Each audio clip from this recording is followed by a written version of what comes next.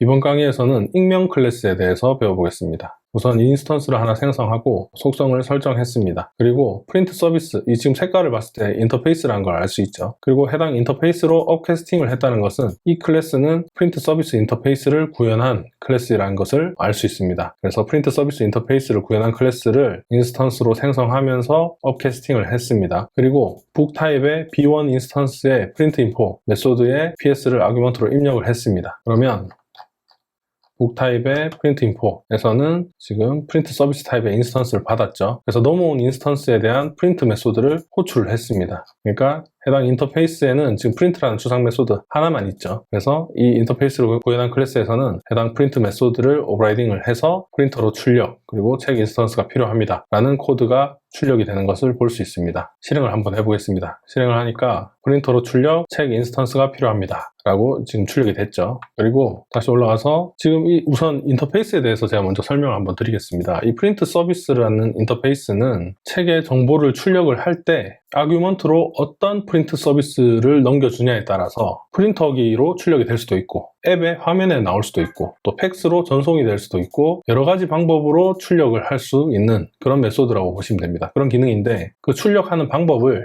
이 북 클래스에 있는 프린트 인포 메소드에 직접 만들어 버리면 한 가지 방법으로밖에 프린트를 못 하겠죠. 어떤 사람은 팩스로 전송하고 싶을 수도 있고 어떤 사람은 프린터기로 출력을 하고 싶을 수도 있고 어떤 사람은 특정 디바이스의 화면에 출력하고 싶을 수도 있을 겁니다. 그런데 만약에 북 클래스에 그 해당 기능을 직접 여기에 코딩을 하게 되면 내가 만들어둔 한 가지 방식으로밖에 출력할 수 없게 됩니다. 하지만 이 인터페이스 타입으로 인스턴스를 받고 인터페이스를 구현한 인스턴스에 있는 프린트 메소드를 호출을 하게 되면 인터페이스를 구현한 클래스에 작성된 내용, 그 내용대로 실행되게 됩니다. 그 말인즉슨 이 프린트 인포 메소드를 호출할 때 자신이 원하는 출력 방법을 이 인터페이스를 구현한 클래스에 인스턴스를 넘겨주는 방식으로 해서 자신이 원하는 방법대로 출력을 할 수 있다는 겁니다. 말이 좀 어려운데 코드를 보면서 다시 한번 설명을 해드리겠습니다. 이 프린트 인포에서 사용될 프린트 메소드를 오버라이딩을 하면 된다는 이야기죠. 그래서 보시면 우선 책에서 프린트할 방법을 만들려면 이 프린트 서비스라는 인터페이스를 구현을 해야 됩니다. 그러면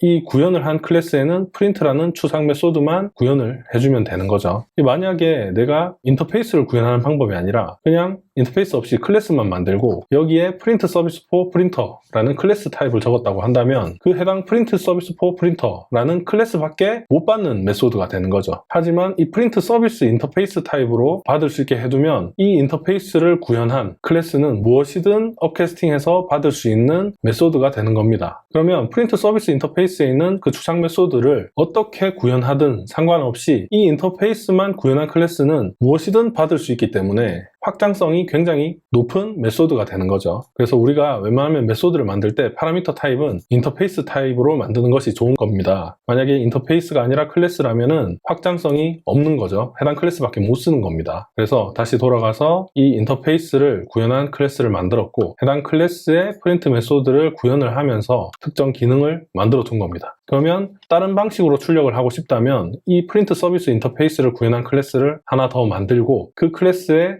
나만의 방식으로 출력하게끔 프린트 메소드를 구현을 하면 되는 거죠. 그러면 여기에 PS가 아니라 PS2, PS3를 넘겨주더라도 여기에서 넘어온 인스턴스의 프린트를 호출했을 때 그 구현한 방법대로 출력이 되게 될 겁니다. 다시 코드로 돌아가서 이번에는 b1.printinfo 메소드를 호출을 합니다. 그리고 이 프린트 서비스 인터페이스를 구현한 또 다른 클래스의 인스턴스를 아규먼트로 넘겨줘야 되겠죠. 근데 지금 보시면 인터페이스를 구현한 클래스의 인스턴스를 넘긴 것이 아니라 여기서 인스턴스를 바로 생성하는 것을 볼 수 있습니다. 근데 인스턴스는 추상 클래스나 인터페이스는 생성할 수 없다고 했었죠. 근데 인터페이스 이름을 지금 이용해서 생성을 하는 것을 볼 수 있습니다. 이것은 사실 인터페이스를 생성한 것이 아니라 인터페이스를 구현하는 겁니다. 그 구현한 내용이 여기 바로 적혀 있는 겁니다. 인터페이스를 구현하려면 클래스 이름을 적고 implement 인터페이스 적고 이렇게 해야 되지만 여기서는 보시면 인터페이스 이름을 적고 바로 중괄호를 열고 닫아준 다음에 그 다음에 해당 인터페이스의 추상 메소드를 구현하는 코드를 적은 것을 볼 수 있습니다. 이렇게 클래스 이름이 없기 때문에 이 클래스의 이름이 지금 익명 클래스가 되는 겁니다. 그래서 지금 해당 익명 클래스는 프린트 서비스 인터페이스를 구현을 하고 해당 추상 메소드를 이렇게 오버라이딩한 익명 클래스를 만들었고 그 익명 클래스를 이용해서 인스턴스를 생성했다라고 보시면 됩니다. 그러면 해당 생성된 인스턴스는 프린트 인포의 파라미터로 넘어가서 여기에서 ps.print라고 메소드를 호출했을 때 이 프린트 메소드는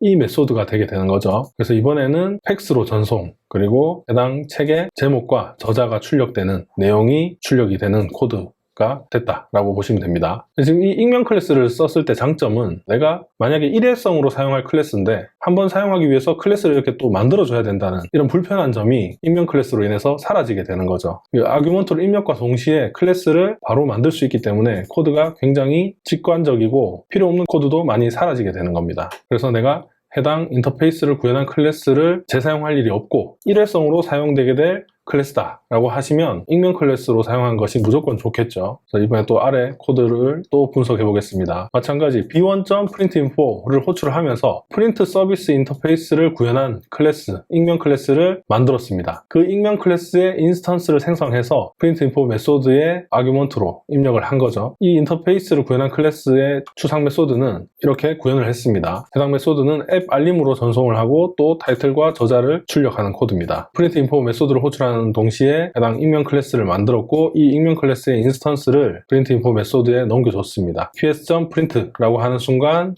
이 익명 클래스 안에 있는 프린트 메소드가 호출되면서 앱 알림으로 전송, 그리고 제목과 저자가 출력이 되는 것을 볼 수 있습니다. 다시 한번 정리를 해보자면 우선 우리가 프린트 인포에 사용될 어떤 기능이 우리가 만든 클래스와 메소드를 사용하는 사용자가 자신이 원하는 기능대로 실행되게 만들고 싶다면 파라미터로 인터페이스를 구현한 클래스의 인스턴스를 받고 그 해당 인터페이스에 선언되어 있는 메소드를 호출하는 방식으로 사용자가 커스터마이징한, 그러니까 사용자가 원하는 기능을 직접 만들어서 호출하는 기능을 사용할 수 있습니다. 이때 해당 인터페이스를 구현한 클래스를 만들어줘야 되는데 익명 클래스를 사용을 한다면 굳이 이 클래스를 만들지 않고 메소드로 아규먼트를 넘기는 순간에 익명 클래스를 만들고 그 안에 추상 메소드를 오버라이딩을 해서 아규먼트를 넘겨주면 해당 인스턴스의 메소드를 호출했을 때 그 익명 클래스 내부에 있는 메소드가 호출이 되는 그런 방식으로 코드를 작성할 수 있다는 겁니다. 그래서 익명 클래스가 굉장히 직관적이고 또 일회성으로 사용되게 될 어떤 클래스를 다시 만들어줄 필요도 없고 여러 가지 장점을 가지고 있는 기능이라고 볼 수 있습니다. 그리고 또 익명 클래스의 장점이 있습니다. 지금 이 익명 클래스를 만들 때 메소드 안에서 지금 익명 클래스를 작성하는 이 메인 메소드 내에 있는 이런 변수들을 익명 클래스를 작성할 때 사용할 수도 있습니다. 지금 b1.getTitle, b1.getAuthor 이렇게 b1 인스턴스에 대한 메소드를 호출하면서 사용하고 있는 것을 볼 수 있죠. 하지만 우리가 인터페이스를 상속받아서 직접 메소드를 만들 때는 지금 메인 메소드에 있는 변수들은 여기서 당연히 사용할 수가 없겠죠. 그러면 파라미터로 받아온다든지 다른 방법을 이용을 해야 된다는 겁니다. 그래서 익명 클래스는 메소드를 호출하면서 익명 클래스를 만드는 그 해당 메소드에 있는 다른 변수들도 사용할 수 있기 때문에 이런 부분에 있어서도 굉장히 편리한 부분이 있다라고 보실 수 있습니다. 이번 강의에서는 익명 클래스에 대해서 배워봤습니다. 다음 강의에서는 변수의 사용 범위인 스코프에 대해서 배워보겠습니다.